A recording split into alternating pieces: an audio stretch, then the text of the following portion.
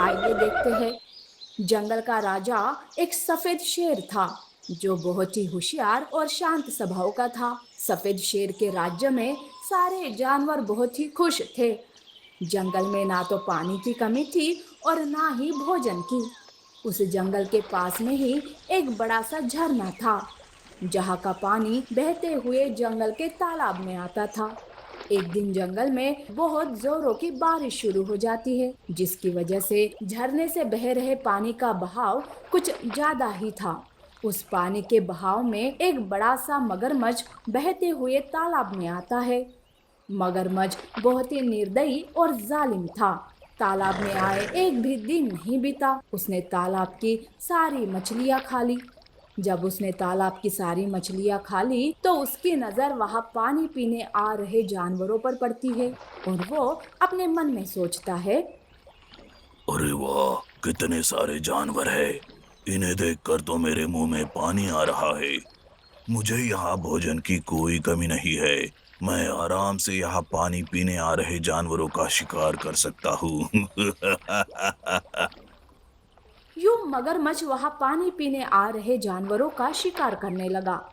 जंगल के सारे जानवर मगरमच्छ के डर से तालाब के पास पानी पीने भी नहीं जा रहे थे। बहुत सारे जानवर प्यास के मारे मर रहे थे।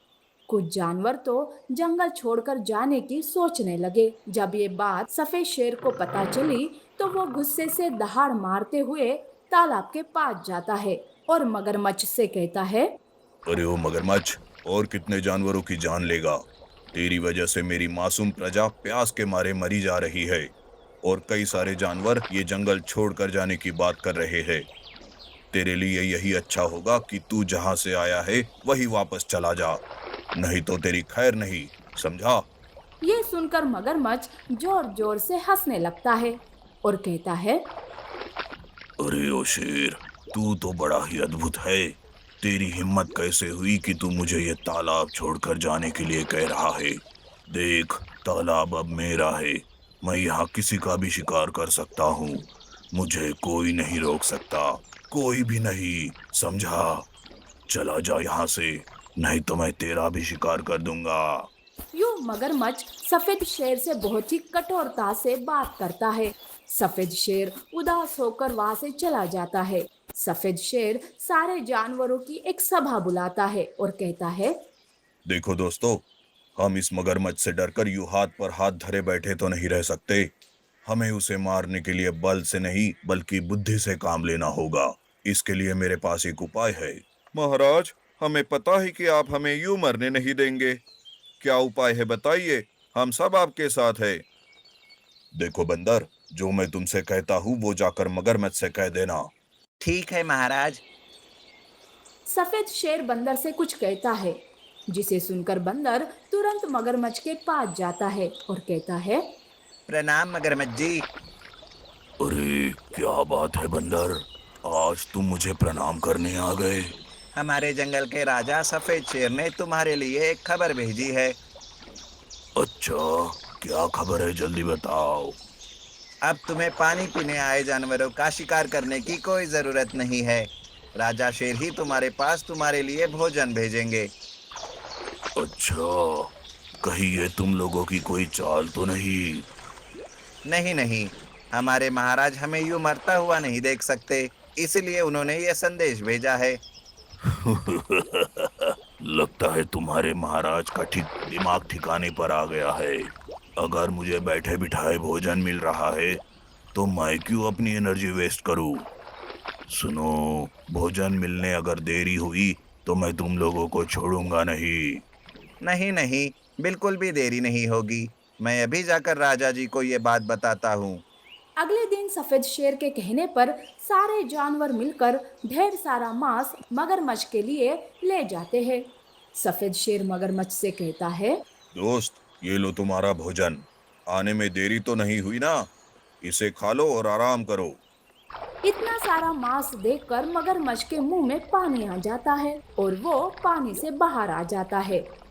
वो मांस को बड़े ही मजे ले लेकर खाने लगता है। वो खाते खाते ही सो जाता है। जैसे ही मगरमच्छ सो जाता है, सफेद शेर मगरमच्छ को रस्सियों से बांध देता है। जब मगरमच्छ को होश आया तो वो अपने आप को बंधा हुआ पाकर गुस्से से पुकारने लगता है। वो अपने आप को छुड़ाने की बहुत ही कोशिश करता है, पर छुड़ा नहीं पाता। अरे अरे, किसकी इतनी हिम्मत कि मुझे बांधे। चलो खोलो, नहीं तो मैं एक एक को देख लूंगा। आराम से देख लेना, अब तो हम चले। जंगल के सारे जानवर खुशी से नाच उठते हैं। मगरमच्छ बिना पानी और भोजन के यूं ही तड़प तड़प कर मर जाता है। इस तरह से सफेद शेर ने अपनी सूझबूझ से अपनी प्रजा की जान बचाई। दो जादुई रास्ते, शेर और बाघ। शेरू और वीरू दोनों सौतेले भाई थे, पर उनमें सगे भाइयों के जैसे प्यार था। जंगल के राजा शेर को मरे हुए अब 2 साल हो चुके थे। उनके बाद जंगल का राजा वीरू बनने वाला था, पर ये शेरनी को बिल्कुल भी मंजूर नहीं था। तब शेरनी खुद से कहती है, मैं इस शेरू को कैसे समझाऊं? जब देखो तब वीरू का ही नाम जपते रहता है। मैं उसे जंगल का राजा बनाना चाहती हूँ, पर एक ये है कि मेरी बात नहीं सुनता। अब तो मुझे मेरे मुंह बोले भाई को ही बुलाना पड़ेगा। बाघ शेरनी का मुंह बोला भाई था। शेरनी अपने उस भाई को तुरंत संदेशा भेजती है और उसे जंगल में बुलाती है। शेरनी का संदेशा मिलते ही बाघ जंगल में आता है। शेरनी उसे सारी बात बताती है। तब बाघ कहता है, अरे मेरी बहना, तुम चिंता मत करो, ये सब अपने भाई पर छोड़ दो। तुम बस देखते जाओ मैं कैसे वीरू का पत्ता कट करता हूँ और शेरू को इस जंगल का राजा बनाता हूँ। शेरनी ये सुनकर राहत की सांस लेती है। शेरू और वीरू भी बाघ मामा के आने से खुश हो जाते हैं। बाघ को उस जंगल में शेरू और वीरू का मामा होने की वजह से बहुत ही मान सम्मान मिलता है और बहुत ही आसानी से खाने को भी मिल जाता था। अब बाघ की भी नीयत बदल जाती है। वो मन में सोचता है, मेरी भोली बहन और उसका बेटा शेरू इतने बड़े जंगल को संभाल नहीं सकते। इस जंगल का राजा तो मुझे ही बनना चाहिए। पहले वीरू को रास्ते से हटाना पड़ेगा, उसके बाद तो शेरू और बहन को रास्ते से हटाना कोई मुश्किल काम नहीं रहेगा। एक दिन बाघ कुछ मांस लेकर वीरू के पास आता है और कहता है, बेटा वीरू, देखो तुम्हारे मामा ने तुम्हारे लिए भोजन लाया है। वीरू बाघ ने दिया हुआ मांस खाने ही वाला था कि तभी शेरू वहां आता है और कहता है, अरे वाह भैया, अकेले अकेले ही मांस का आनंद ले रहे हो। मुझे चाहिए ये मांस, मुझे भी बहुत भूख लगी है। शेरू वीरू के पास का मांस छीनकर खाने लगता है। बाघ चाहने पर भी शेरू को रोक नहीं पाता। मांस खाते ही शेरू उल्टियां करने लगता है और वो बेहोश हो जाता है। शेरनी अपने शेरू की हालत देखकर रोने लगती है। तब तुरंत वीरू बंदर वेद को बुलाने जाता है। बाघ किसी को उस पर शक न हो, इसलिए वो भी रोने का नाटक करता है। वीरू वेद को बुलाकर लाता है। बंदर वेद शेरू को अच्छे से देखता है और कहता है, अरे ये जहर किसने खिलाया शेरू को? ये तो बहुत ही खतरनाक है। मेरे पास इसका कोई इलाज नहीं है। पर बेटा, जंगल में एक जादुई जगह है। वहां पर तुम्हें अनोखा लाल रंग का फूल मिलेगा। उसी फूल के खुशबू से शेरू का जहर उतर सकता है। पर वीरू, वो जगह एक भूल भुलैया है। जो दिखता है वो सच नहीं होता। इसलिए तुम्हें संभल कर चलना होगा। वीरू के लिए शेरू से ज्यादा कोई मायने नहीं रखता था। वो किसी भी खतरे का सामना करने के लिए तैयार हो जाता है और वीरू उस जादुई जगह पर जाता है। उस जगह जाते ही उसके सामने दो रास्ते प्रकट होते हैं। एक रास्ते में आग ही आग थी, तो दूसरा रास्ता फूलों से खिला हुआ था। तब एक सफेद शेर वहां प्रकट होता है और कहता है, वीरू, तुम्हें लाल रंग का फूल चाहिए ना, तो तुम इस फूलों के रास्ते पर चलो। इस आगे के रास्ते पर चलोगे तो तुम जलकर मर जाओगे। तब वीरू सफेद शेर के बातों में न आकर अपने मन में सोचता है, बंदर वैद ने कहा था कि जो दिखता है उस पर विश्वास नहीं करना चाहिए। मैं फूलों का रास्ता नहीं बल्कि आग का रास्ता चुनूंगा।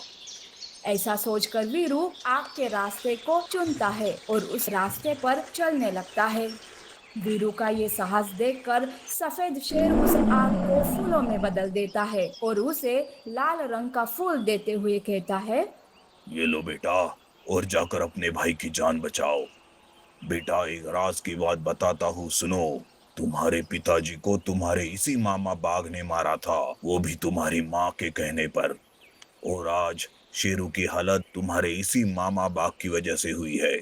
ये राज सुनकर वीरू को सदमा लगता है, पर वो अपने आप को संभालते हुए शेरू के पास आता है। उसे वो फूल सुंघाता है। तब जाके शेरू होश में आता है। वीरू के सामने बाघ आता है, जिसे देखकर वीरू बहुत ही गुस्से में आता है। वो सारी सच्चाई शेरू को बताता है और बाघ पर हमला बोल देता है। तुम मामा नहीं, मामा के रूप में शकुनी मामा हो। आज तो मैं तुझे जिंदा नहीं छोड़ूंगा। वीरू बाघ को मारता है। तब बाघ वीरू पर पलटवार करता है। तब शेरनी उसे ऐसा करने से रोकती है और कहती है, मैंने तुम्हें अपना भाई समझा, पर तुमने ही मेरे बेटे शेरू को जहर दे दिया। मैंने जहर की पुड़िया देख ली है तुम्हारी गुफा में। शेरनी और वीरू मिलकर बाघ को मार देते हैं। वीरू माँ से बहुत प्यार करता था, पर माँ की सच्चाई पता चलने पर वो दुखी था। वो माँ को कोई नुकसान नहीं पहुंचाना चाहता था, इसीलिए वो खुद जंगल छोड़ना चाहता है और वो माँ से कहता है। माँ, शेरू, मैं ये जंगल छोड़कर जा रहा हूँ। शेरू, माँ का ध्यान रखना और जंगल का राजा बनकर जंगल की रक्षा करना। रुक जाओ वीरू, हमें छोड़कर मत जाओ। मैं अपने किए पर शर्मिंदा हूँ। मुझे मेरे किए के लिए माफ कर दो बेटा। मुझे और शेरू को छोड़कर मत जाओ। शेरनी वीरू के सामने गिड़गिड़ाती है। शेरू भी रोने लगता है। तब वीरू शेरनी को माफ कर देता है और अब वो तीनों मिलकर खुशी से रहने लगते हैं। शेरनी भी वीरू को खुशी खुशी से उस जंगल का राजा बना देती है।